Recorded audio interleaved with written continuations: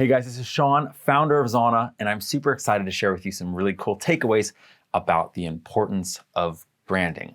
Now, as a dental practice owner, you've probably heard a lot about branding, over the last 5, 10, 15 years, depending on how long you've been in dentistry, but most of what is shared about branding, most of what is shared in colleges about branding has to do with big corporations. It has to do with big, famous brands that you know about, like Coca-Cola. Now, how Coca-Cola or Boeing or Southwest, how they manage their brand really isn't really similar at all with how a small business like yours or mine would have to do with branding. Now, branding is incredibly important because right now, if you're watching this video, it's because you really want to grow your practice. You really want to be a part of some practice that you're building that you can be proud of, and you want it to last. You want to have amazing connections with your patients, and you want to deliver something truly remarkable in the marketplace. And that's because value wins, right? Like anything having to do with differentiation, the reason why differentiation is important is because it's all about delivering exceptional value. And again, whoever delivers the most value consistently wins. So what does branding have to do with all of this? Well, I already told you the kind of branding we're not going to talk about. We're not talking about Coca-Cola and Pepsi and these ambiguous notions of branding. Now, when you execute a good brand strategy in your practice, it's going to enable stronger connections with your patients. It's going to empower your current patients to be able to be brand advocates. And what it's going to be able to do is it's actually going to be able to help highlight those differences that you already have in your practice in a really simple way. So again, it's going to be able to enable stronger connections with your patients. It's going to be able to empower current patients to become brand advocates and be able to share easily. And at the same exact time, it's going to be able to help out really highlight those key differences that are in your practice. Now, there's 3 components of branding that I want to tell you about in this video. Okay, so now when it comes to branding in your practice, I want everything that you're thinking of in terms of branding to really focus on the central theme of consistency. So that's going to be the overall theme around anything that has to do with branding. So anything that has to do with branding for small businesses and dental practices, the number one thing that you need to focus on is consistency. Why is that? Well, that's because your patients, your team, the community around you, if whatever you're doing when it comes to having a brand strategy, which has to do with messaging, it has to do with the way you're positioning yourself, it has to do with the way that you greet your patients, it has to do with the culture that you create in your practice.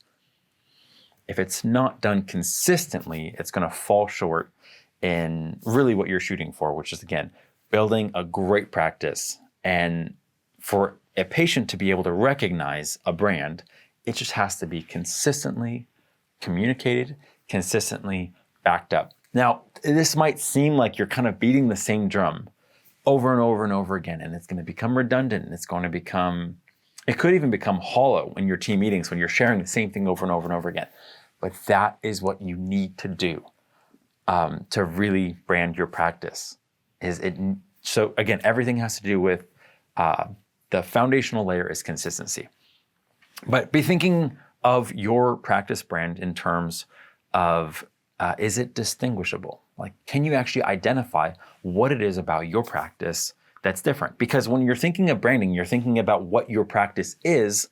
And sometimes the easiest way to identify that, they say contrast is the mother of clarity, is by thinking of what your practice is not. So who does your practice not serve? If there's an individual that walks through your doors and is not going to be a fit, what do they look like? Again, the same analogy I use is when you're thinking of a Walmart consumer versus a Whole Foods consumer. They don't look anything alike, and they would be dumbfounded if they found themselves in the wrong store, right? So by identifying what your practice is not about, you can start identifying what your practice is for. So can you identify what it is about your practice that you want to start incorporating into your brand? Another thing is it replicable? Meaning, if you have an amazing customer or patient experience that you've trained your team, can that be something that you can replicate? Now, with McDonald's, one of the craziest things about why they were able to grow and scale and have such wild success, it's not because they made amazing hamburgers. It wasn't because of the taste. It wasn't because of how fresh they were. It wasn't because of the quality. It was because no matter what McDonald's you went in, anywhere around the world, but starting out anywhere in the US, you would get the same exact Big Mac. You would get the same exact hamburger. They were able to systemize their processes so that every single burger tasted the same. Their fries were the same. It wasn't like in one venue you might get something different. Their processes were so perfect that they could consistently deliver the same exact thing. So again, is it something that you can replicate consistently? Be thinking of that.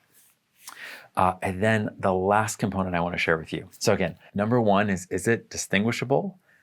Meaning, is it recognizable? Is it identifiable? Number two is it something that you can repeat? And number three is it authentic? Now, again, I have a podcast with Dr. Allison House. It's called The Authentic Dentist. And so much of that is we're talking about topics about authenticity. And that is that the greatest asset that you have as a practitioner is indeed the brand that you possess. It's your giftings, it's your story, it's your perspective, it's your passion. And if you're not bringing that every single day consistently, you're not going to achieve that great potential of success that you could have.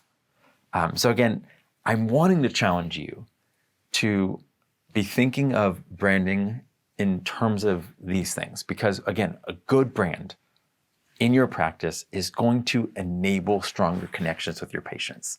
They're going to understand what you're about, and they're going to understand what you're not about. It's not just going to enable that, it's going to empower your patients to be able to communicate really clearly to friends and family about what you're about. And then it's going to enforce your key differences to patients. So once again, it's going to enable stronger connections. It's going to empower your current patients to be advocates, and it's going to enforce those key differences that you have in your practice. So those are kind of like three reasons why branding in your practice is important, and the three components of a successful brand at a very foundational level is it distinguishable? Is it something that you can replicate? And again, is it authentic? I hope this video served you, and I'm really excited for you to keep going and building that practice that matters.